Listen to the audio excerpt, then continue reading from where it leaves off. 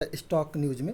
अगर आप मेरे चैनल पे पहली बार विजिट कर रहे हैं तो सब्सक्राइब करें ताकि आपको लेटेस्ट इन्फॉर्मेशन मिलता रहे।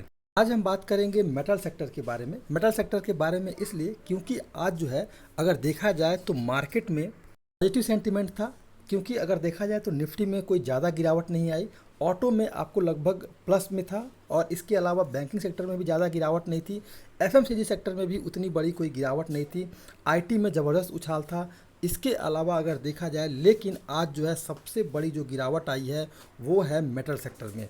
लगभग जो है 450 पॉइंट की गिरावट जो है आज मेटल सेक्टर में आई है। तो सवाल यही उठता है कि आखिर में मेटल सेक्टर के शेयर में इतनी बड़ी गिरावट क्यों आई है, क्योंकि सभी सेक्टर में तेज़ी देखने को मिली। तो फिर मेटल सेक्टर में ऐसी कौन सी न्यूज़ सामने आई है जिसके कारण कि हमें आज गिरावट देखने को मिल रही है।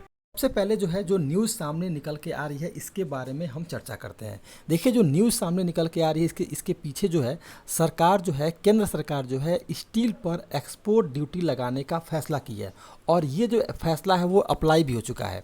अभी तक अगर देखा जाए तो भारतीय बाजार के स्टील के निर्यात पर 0 ड्यूटी लगती थी।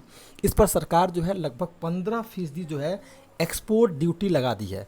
सरकार के इस कदम से जैसे ही ये खबर सामने आई है कि एक्सपोर्ट ड्यूटी जो है स्टील पर लगा दी गई है, इसके बाद जो है स्टील सेक्टर के जितने भी शेयर थे उसमें जो है गिरावट देखने को मिल रही है। एक्सपोर्ट ड्यूटी लगाने से भारतीय स्टील के दाम जो है अंतर्राष्ट्रीय बाजार में लगभग 15% तक बढ़ जाएंगे। इससे जो है आज स्टील कंपनियों के शेयर में भारी गिरावट देखने को मिल रही है।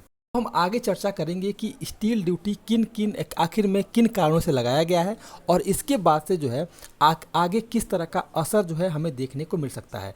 इससे पहले देखा जाए, अगर सरकार की तरफ से जैसे ही ये एक्सपोर्ट ड्यूटी लगाने की खबर आई है, इसके बाद से टाटा स्टील के शेयर में लगभग जो है 12.5% तक की गिरावट आई है। इसके अलावा JSW के शेयर में लगभग 13.5% तक की 13.5% तक की गिरावट आई है। वहीं अगर देखा जाए तो जिंदल स्टील में 17.5%, वहीं अगर देखा जाए तो सेल के स्टॉक में 10.5% और इसके अलावा अगर देखा जाए तो भेल के शेयर में भी लगभग जो है 4% तक की गिरावट आई है। अभी कुछ दिनों पहले जो खबर आई थी चीन की तरफ से कि चीन ने जो है अपने यहाँ जो है टैक्स जो है उसमें छूट कर दी है और टैक्स के कारण जो है स्टील सेक्टर में लगातार हमें तेज़ी देखने को मिल रही थी और उम्मीद भी यही की जा रही थी, एक्सपर्ट का भी यही मानना था कि इस आने वाले कुछ महीनों में, यानी कि आने वाले 2022 में इन 7 महीनों के बीच जो है स्टील सेक्टर बूम कर सकता है और स्टील सेक्टर के शेयर में लगातार हमें तेज़ी देखने को मिल सकती है। लेकिन ये किसी को भी नहीं पता था कि सरकार की तरफ से इस तरह का टैक्स जो है स्टील पर लगाया जा सकता है। जान लेते हैं कि आखिर में सरकार जो है किन किन कारणों से स्टील पर इस तरह का एक्सपोर्ट ड्यूटी लगा रही है। देखिए, सरकार ने स्टील बनाने में काम आने वाले लौह अयस्क और प्लेटेड्स जैसे कच्चे माल पर एक्सपोर्ट ड्यूटी लगाने की घोषणा की है। सभी तरह के लौह अयस्क पर एक्सपोर्ट ड्यूटी लगभग 30% से बढ़ा करके 50% तक कर दी जाएगी। इसके अलावा अगर देखा जाए इसी तरह से हॉट रोल्ड और कोल्ड रोल्ड स्टील प्रोडक्ट्स पर एक्सपोर्ट ड्यूटी जो है लगभग जो है 15% तक बढ़ा दी गई है, जबकि पहले इस पर कोई ड्यूटी नहीं थी। अब सवाल ये आता है कि एक्सपोर्ट ड्यूटी बढ़ाने से क्या होगा। देखिए, स्टील पर अगर एक्सपोर्ट ड्यूटी लगने से घरेलू बाज़ार में सप्लाई बढ़ जाएगी, जो कि पहले जो बाहर भेजा जाता था अब बाहर भेज करके बल्कि जो है जितनी भी कंपनियां हैं वो देश में ही स्टील की सप्लाई करेंगी। लेकिन इससे जो है स्टील के शेयर में आपको गिरावट देखने को मिलेगी।